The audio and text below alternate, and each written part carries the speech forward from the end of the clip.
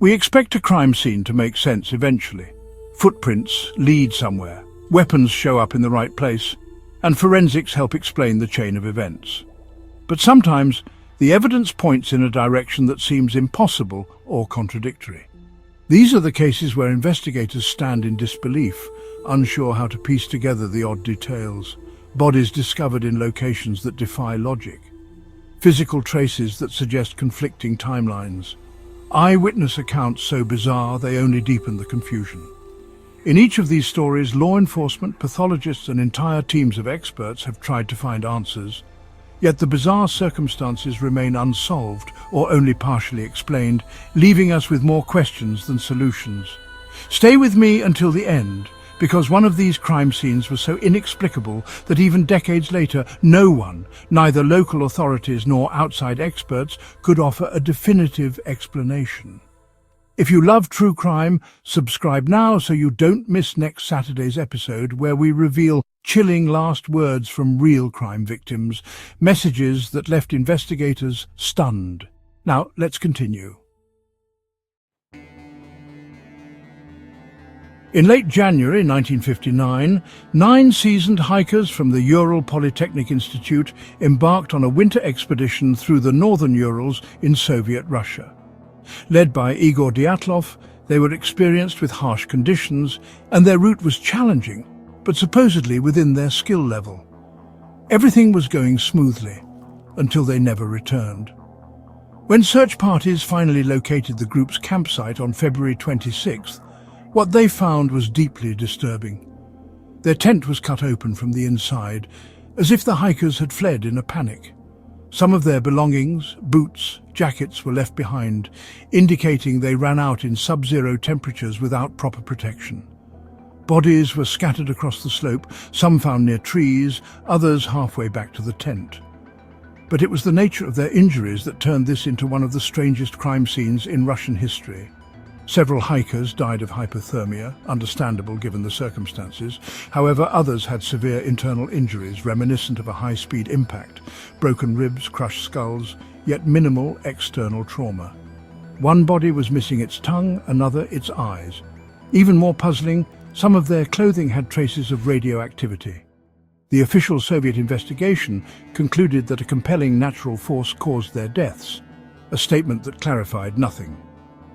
Over the years, theories have ranged from an avalanche spooking them out of their tent to secret military tests, from extraterrestrial encounters to an attack by an unknown creature. Yet no single explanation fits all the evidence. Modern re-examinations have proposed more nuanced possibilities, like a small avalanche, a slab avalanche, or infrasound phenomena that induced terror. But the case still brims with unanswered questions. The Dyatlov Pass incident stands as a testament to how a crime scene can appear to be from another world, defying conventional logic and leaving investigators haunted by the details. In early 2013, a 21-year-old Canadian student named Elisa Lam travelled alone to Los Angeles, checking into the notorious Cecil Hotel. She kept a travel blog, updating friends and family about her adventures. But, a week into her stay, she vanished, leaving her belongings in her hotel room as if she had just stepped out. The hotel staff noticed odd behaviour. Elisa was reportedly seen talking to herself in the lobby. Then surveillance footage from an elevator on the day she disappeared was released to the public. In that video, Elisa behaves in unsettling ways. She presses multiple buttons, peeks her head in and out, and makes strange hand motions, as if communicating with someone or something not visible on camera. After stepping out of the elevator's view, she was never seen alive again. For nearly 3 weeks, her fate was unknown. Guests at the Cecil Hotel began complaining about low water pressure and odd-tasting water.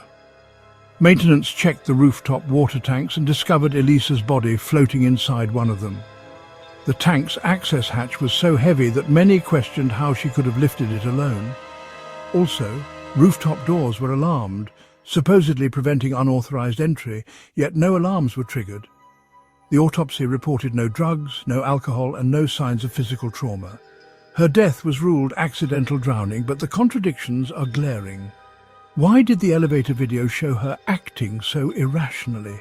How did she get past security measures and onto the roof? Could she really have closed the tank lid behind her? Despite countless internet theories, ranging from mental health crises to paranormal occurrences, no explanation satisfactorily answers all the strange details. On April 15, 2004, in the small town of Cumming, Georgia, Patrice Endress was working in her hair salon. At 11:37 a.m., she answered a phone call from a client. By 11:50 a.m., a mere 12 minutes later, she was gone. The salon was empty, her lunch sat on the counter uneaten, and her cash register was reportedly missing some money. But there were no signs of a violent struggle. In those 12 minutes, Patrice vanished. A mother with a teenage son, Patrice was described as caring, dependable, and not the type to run off. Investigators quickly searched the surrounding areas but found no immediate leads. The timeline was so tight that suspicion fell on every possible person who might have interacted with her that morning. Some pointed fingers at her husband, who acted erratically and changed certain details about the timeline of the day.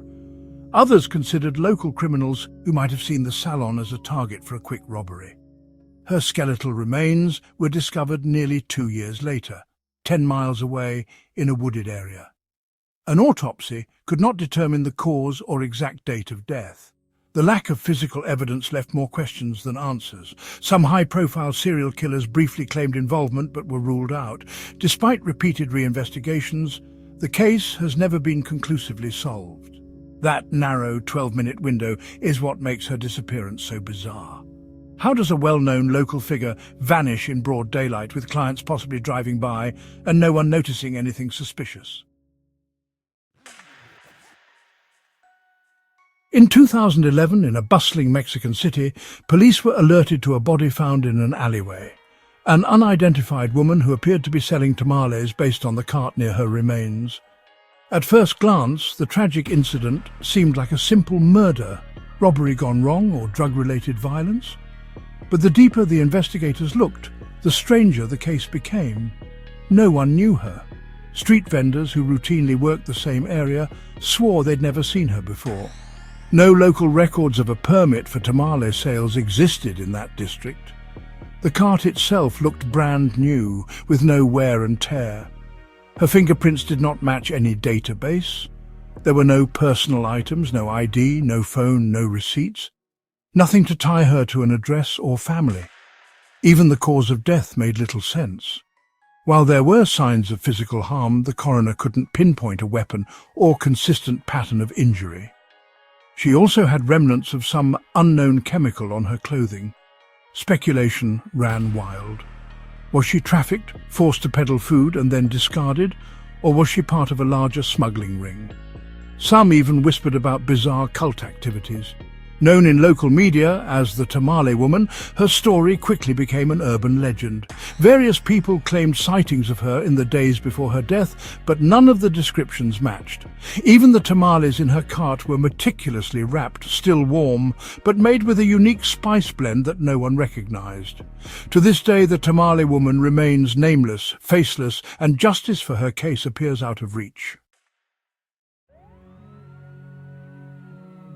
Each of these bizarre crime scenes challenges the very nature of investigation. Bodies found in sealed tanks or pristine tunnels, timelines that seem impossible, victims who leave behind no meaningful clues, or evidence so contradictory it might as well be a red herring. Were these diabolically clever murders carefully orchestrated to confuse law enforcement, or is it possible we're seeing random coincidences, misunderstood symptoms, or complete unknowns that our current science can't explain? For families seeking closure, the frustration is endless. Which of these cases do you find the most bewildering? Did the Dyatlov Pass hikers flee from something unspeakable? How did Elisa Lam truly end up in that rooftop water tank? Who was the Tamale Woman, and why was she never identified? Let us know your theories in the comments below. If you enjoyed this deep dive, subscribe now so you don't miss next Saturday's episode, where we reveal chilling last words from real crime victims, messages that left investigators stunned. And always remember, sometimes the evidence tells a story, but not always the one we expect. Thank you for watching. See you in the next investigation.